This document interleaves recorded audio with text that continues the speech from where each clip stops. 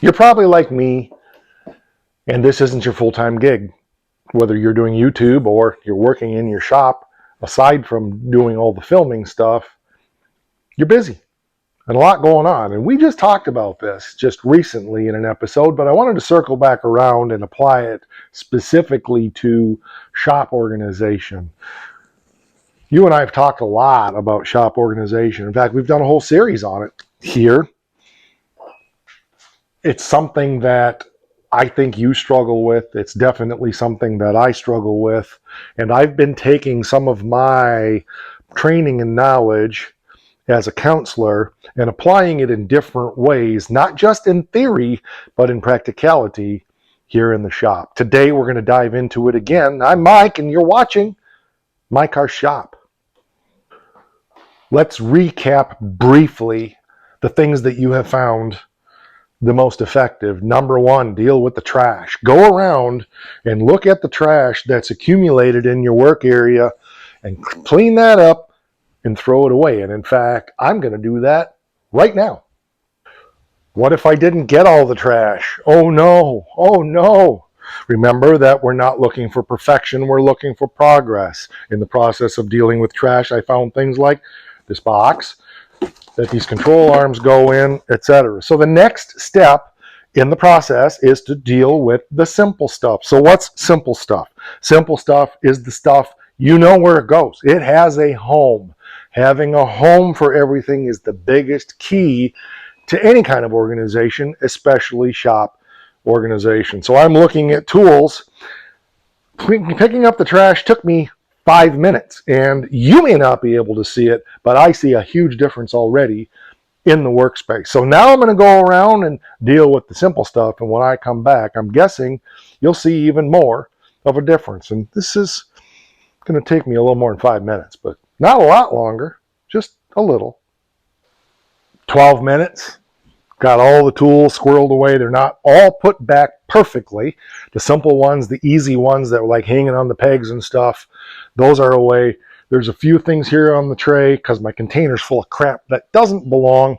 This container over here, I don't think I put one thing in because everything was pretty simple to put away. But remember, if you're in that transition, we use what's called the container concept, which is there's a container to throw things into temporarily to stage things for putting them away. So really, I need to clean that out. I'm not sure how that stuff got in there. The stuff that's here on the tray, which I absolutely hate, that's why I want to cut this tray right off. I hate this thing because it always accumulates crap. This stuff should be in the container, but I've been a bad boy and haven't kept my container there the way it should be. So the container concept is just a staging area because as we're blitzing, which is a word I was realizing came naturally to what I'm doing, all I'm doing is just getting things back to the ballpark of where they go, and then at another time we can spend some time. I don't have time to do that today, and that's the point of these quick methods. Other than the time it's taken me to video, I have 20 minutes into the progress we've made. I got a car out here. I've got to get in here and get fixed. So the next thing is now I've got to scratch my head because this is project stuff. We have brand new upper control arms. We have control arm reinforcement plates, however they go. I don't even remember. I got to look. I think that's where they go. All of the front suspension stuff for stitches needs to find a home because remember in episode or 3 ago we went through and took the drum brakes off, we pulled out the control arms. That's why. Okay, we pulled out the control arms from the A body, sorry, the hole looked the wrong size on one, and got everything around so that we have our disc brakes assembly kind of gathered together for the Challengers. So I need to figure out where I'm going to put all of this stuff en masse. I suppose I could take it to the Catholic Church. They have en masse every week. I did miss a couple things over here. Got a generator and a chainsaw I've been working on. Light out of stitches that's not in there because of putting the seats in. Another project from a rain barrel project I'm doing for Becky. Our surveyor's transit is sitting over there in the box. But the upper control arms from the Duster we're not going to use with this. We're using the Challenger upper control arms, wherever they are. here. I believe that's what we're doing. And no, sorry, we've got new ones in the box. I knew something didn't feel right. Woohoo! Yeah, we got the new upper control arms to use. So I need to bundle these up, label them for what they are, and put them in the warehouse. That's a little special project I'm going to do right now with a zip tie and some tape so that I know what that is and I can hang that up in the warehouse for future either use or sale. Another 5 minutes spent just straightening up that area there, just moving things back, getting a little more organization. Took the control arms and staged them so they can go up to the warehouse the next time I go up. Is it perfect? No. Would this work for everybody? No, it wouldn't. So remember, there's an episode here where we talk about styles, macro and micro, Tasmanian Devil and Bugs Bunny. I'm a Taz macro. So I tend to be the tornado that goes through and does things 80%, makes a big impact, but doesn't follow through on the little details. That's my personality type. If that's your personality type, don't let anybody condemn you for being that way. Learn to work with it. Because if you're like me, you tend to give up and get defeated easily and not bother doing anything because somebody's going to criticize you for it anyway, and it all feels so overwhelming because you've never broken it down into little bites.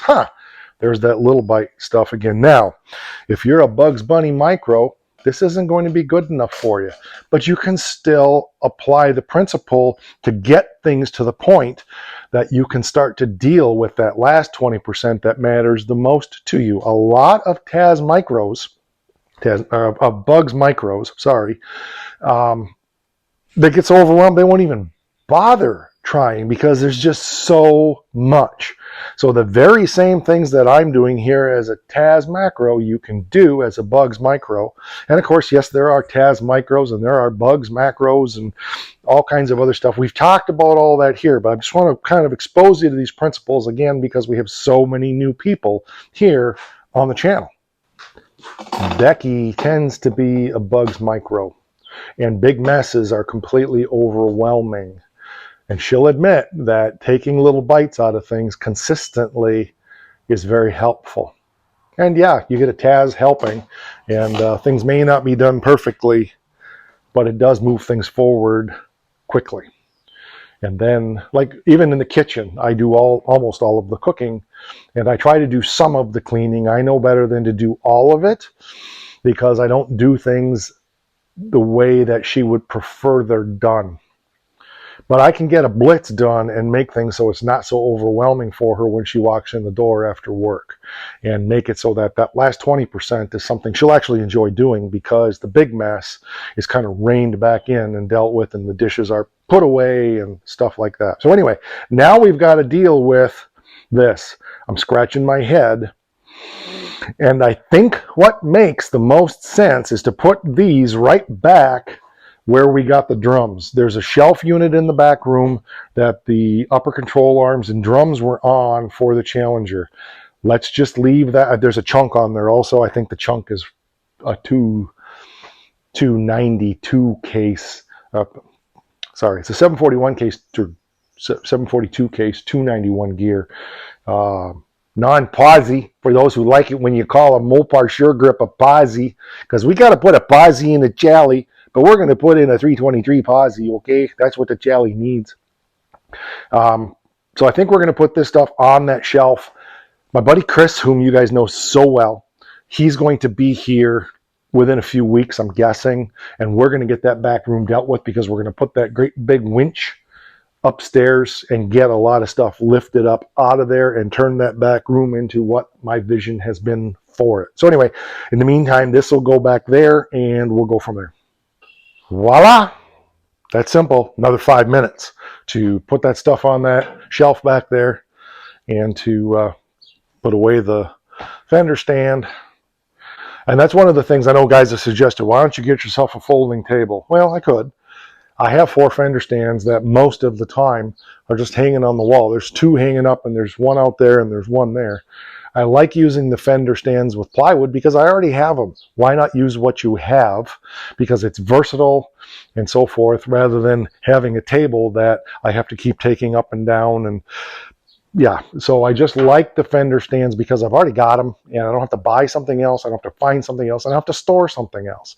It's just a little peak of efficiency that works for me. So let's recap some of our principles here. Like I said, I felt it was important to swing back around to this because I know that it's something that you could use to kind of reorient yourself a little bit more. And it doesn't matter whether you're in a professional shop or not. Let's face it, when you're working with stuff, you're taking parts on, you're taking parts off, you've got dirt, you've got grindings, you've got dust, you've got paint, every shop gets dirty if you're doing work. Everything gets cluttered if you're doing work.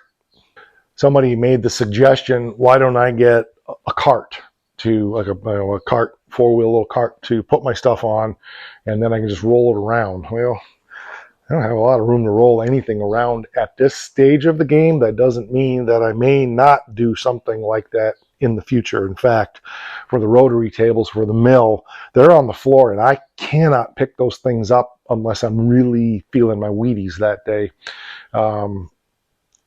To having those on a cart would be nice. I think the one cart that I have would handle the weight. Those babies are heavy. I would say 100 to 150 pounds each.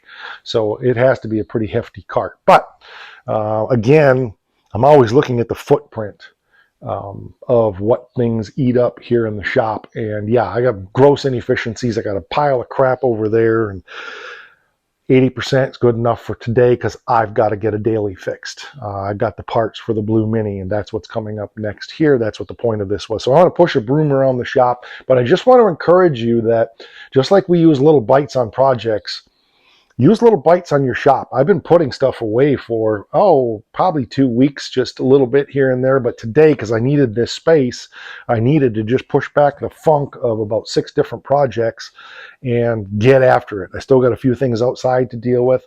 But I want you to know that you're not alone in the battle of the encroaching shop walls with the stuff.